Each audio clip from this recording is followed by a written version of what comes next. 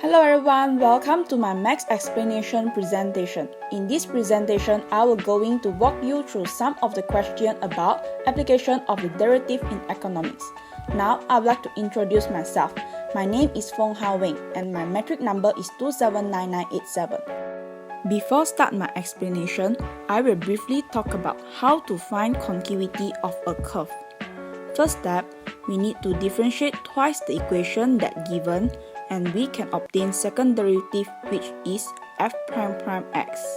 Second step, we can use the second derivative to find critical value which is x value as we set second derivative equal to 0. Third step, by using test value to determine the sign of second derivative which is greater than 0 or smaller than 0.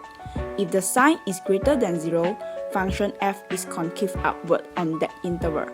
And if the sign is less than 0, function f is concave downward on that interval.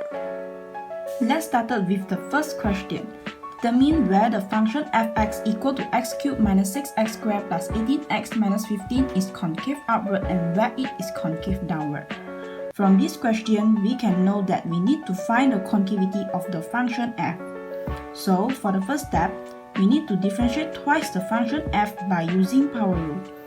So, we copy down the function f which is x cubed minus 6x squared plus 18x minus 15 and we can obtain first derivative which is 3x squared minus 12x plus 18 and second derivative which is 6x minus 12.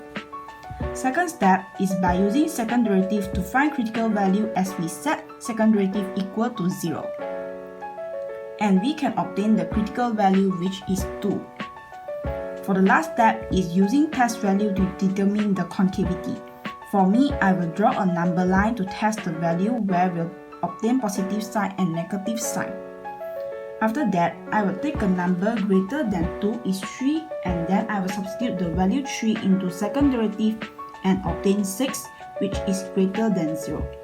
I also will take a number less than 2 is 1, then substitute the value 1 into second derivative and obtain negative 6 which is smaller than 0. From the result that I obtained, I can draw the negative sign is smaller than 2 and positive sign is greater than 2. Therefore, the interval for concave upward is from 2 to infinity and the interval for concave downward is from negative infinity to 2. For the next question is, suppose that the cost function for the manufacturer is given by 0.000001x cubed minus 0.003x squared plus 5x plus 1000. Describe the behavior of marginal function. For the first Roman 1 question is, find the marginal cost function. To find marginal cost function is differentiate the cost function by using power rule. So, we copy down the cost function which is 0.000001x cubed minus 0.003x squared plus 5x plus 1000. Then we obtain the first derivative which is marginal cost function equal to 0.000003x squared minus 0.006x plus 5.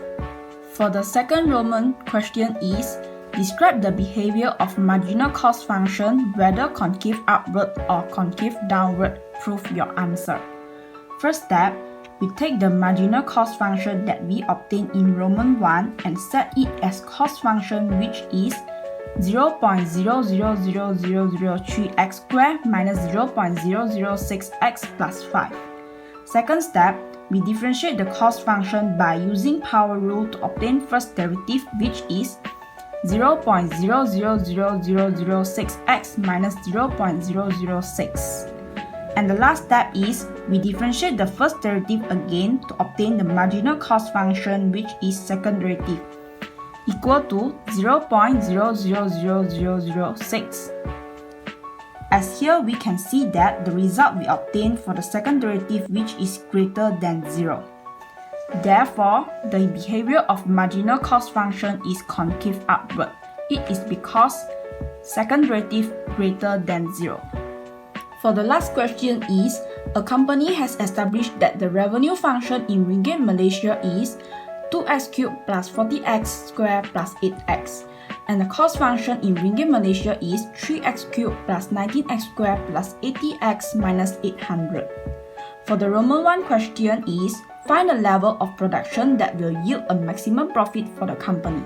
First step, as we know that for this question, we need to find profit function. For the profit function, which is revenue function minus cost function, we obtain that the profit function, which is negative x cubed plus 21x squared minus 72x plus 800. Second step is differentiate the profit function by using power rule to obtain first derivative, which is negative 3x squared plus 42x minus 72. Third step is by using first derivative to find critical value as we set first derivative equal to 0. And we factorize out the common factor, which is negative 3. And we can obtain that negative 3 bracket x squared minus 14x plus 24 equal to 0. Then we can obtain two critical values, which are 12 and 2. Fourth step is differentiate the first derivative of profit function by using power rule to obtain second derivative, which is negative 6x plus 42. After that, by using the critical value that obtained in the first derivative and substitute into the second derivative. As here can see that after substituting the value 12 into second derivative and we obtain negative 30, which is less than 0.